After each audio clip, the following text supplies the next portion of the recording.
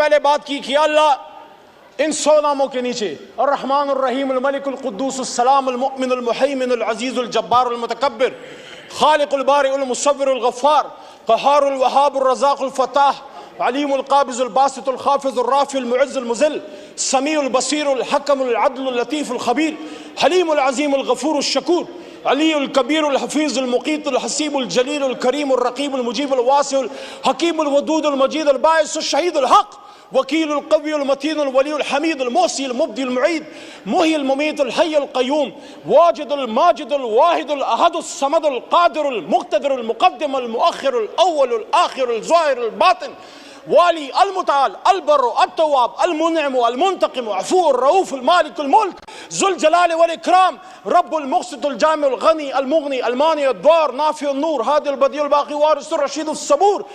اللہ کے 100 ناموں کے نیچے ہم سب اس بات کا عہد کرتے ہیں، آپ ہو یا ہم ہو، ہم اس بات کا عہد کرتے ہیں یہ پاکستان ہماری ماں ہے، اپنی ماں سے زیادہ اس پاک سرزمین کے وفادار رہیں گے. اور اس کے بعد قائد اعظم بیرسٹر محمد علی جناح نے جو باتیں کی تھی، میرے بڑے بھائی تارڑ صاحب بیٹھے ہیں، لاء میں میرے سینئر ہیں، قابل احترام ہیں، اگر ہم ان کی گفتگو پہ جاتے، ان کے فرمودات پہ جاتے، یقین کیجئے پاکستان آج سپر پاور ہوتا، اور یہ بنے گا جس طرح صوفی محمد برکت علی صاحب فرمایا کرتے تھے. وہ کہتے تھے تمہیں جنگل میں تنکے چنتا ایک ملنگ یاد آئے گا، جب وہ کہا کرتا تھا ایک وقت آئے گا کہ دنیا کے فیصلے پاکستان اور اسلام آباد کی ہاں اور نہ میں ہوں گے، لیکن اس کے لیے ہمیں کھڑا ہونا ہوگا، مضبوط ہونا ہوگا. اس آدمی نے کہا تھا جناح صاحب نے کہ مسلمان مصیبت میں گھبرایا نہیں کرتا، تو پھر انہوں نے آپ کو آگے کی ڈائریکشن بھی دی، حکومت کیسے کرنی ہے، فائنانس کیسے چلانا ہے، لا منسٹری کا کیا کام ہے، بیوروکریسی نے کیا کرنا ہے، آرمڈ فورسز نے جس کو ہم اسٹیبلشمنٹ کہتے ہیں، آرمڈ فورسز نے کیا کرنا ہے، سیاستدانوں نے کیا کرنا ہے. میں مقدمہ جمہوریت میں آگے بڑھنے سے پہلے بجٹ 2024 پہ ایک بات کرتا ہوں. جو بھی حکومت آتی ہے، جو کرنے والا کام ہے وہ اس کی طرف ہم نہیں جاتے. ہم کہیں گے برا بجٹ ہے، یہ کہیں گے اچھا بجٹ ہے، لیکن اس آدمی نے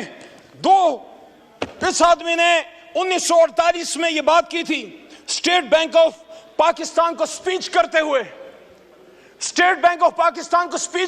کہا تھا، اور یہ بات پاکستان کی فائنانس منسٹری 75 سال سے اپنے ویب سائٹ پہ، اپنے سینٹرل آفس میں، جب Asad Umar minister for finance ہوا کرتے تھے، ہم جب جاتے تھے میں دیکھتا تھا وہاں بڑا لکھا ہے، ہمایوں صاحب، اورنگزیب صاحب، بڑا لکھا ہوا ہے.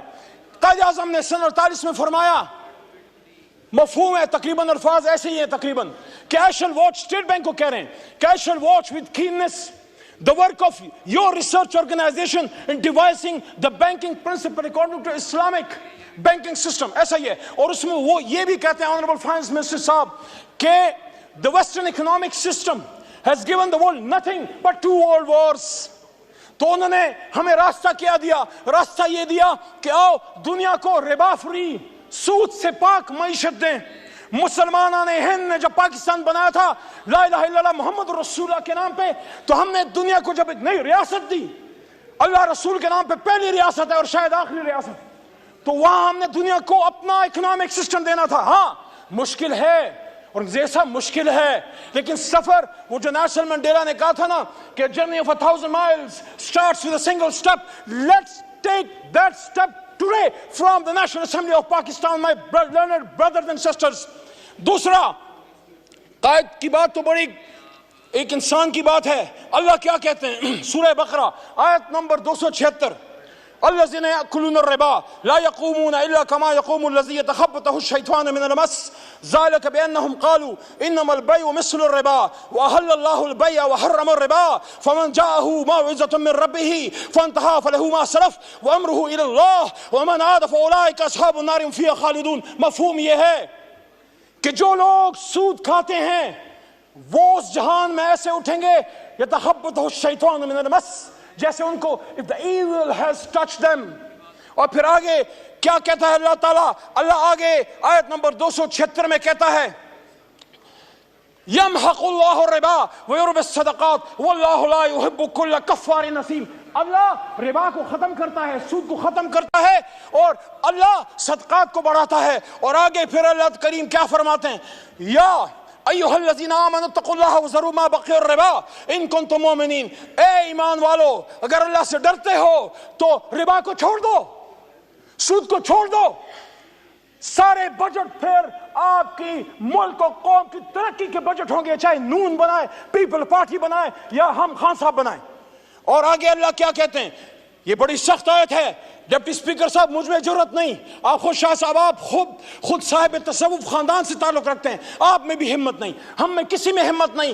اللہ کہتے ہیں یا ایھا الذین آمنوا اتقوا اللہ وذروا ما بقی الربا ان کنتم مؤمنین فإن لم تفعلوا فاذنوا بحرب من اللہ ورسولہ وإن تبتم فلکم رؤوس اموالکم ولا تظلمون ولا تظلمون. اور جو کوئی سود کرے گا وہ اللہ رسول سے جنگ کرتا ہے. ہم میں ہمت اللہ رسول سے جنگ کرنے کی؟ 75 سال سے جنگ کر رہے ہیں, پھر کہہ رہے غربت کیوں ہے؟ میری بہن نے باتیں کی, شازیہ مری صاحبہ نے, میں ان کے بات کو سپورٹ کرتا ہوں. ایک ریاست اسلام, ریاست پاکستان ایک اسلامی ریاست میں صلاحیت ہونی چاہیے to take along the underprivileged people with you, the impoverished people with you, those people who need our support. ہر کوئی تو پیروں پہ کھڑا نہیں ہے, ہم نے ان کو اٹھانا ہے, سینے سے لگانا ہے. وہ مائیں جن کے بچے شہید ہو گئے, وہ بچے جو یتیم ہیں, وہ widows, what about them? ان کے لیے اس ریاست میں سینہ کھولنا ہے. لیکن مقدمہ جمہوریت میں پھر آگے بڑی امپورٹنٹ بات عیسائی نے پاکستان کی, اور وہ یہ ہے, بڑی بات ہوتی ہے کون اسٹیٹ ہے, کون وارث ہے. The sovereignty of the state belongs to Almighty Allah. اور اس کو ایک سیکرڈ ٹرسٹ کے طور پہ 25 کروڑ نے استعمال کرنا ہے, اور the state will exercise its powers through the chosen representatives. Yes.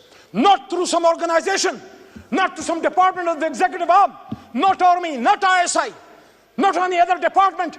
They are only the supporting arms. بہت ضروری ہے.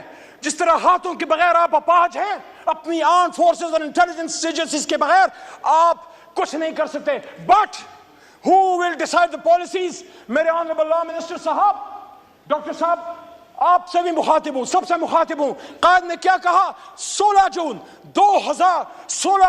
1948 قائد نے سٹاف کالج کے سپیچ کرتے ہوئے کہا, مفہوم یہ ہے, الفاظ ادھر ادھر تھوڑے سے ہو سکتے ہیں, کہتے ہیں this is the legal position. قائد کہتے ہیں this is the legal position. The armed forces are to fill those policies which are entrusted upon you. Qaid Azam Muhammad Ali Jinnah, speech to Staff College of Pakistan, Quetta.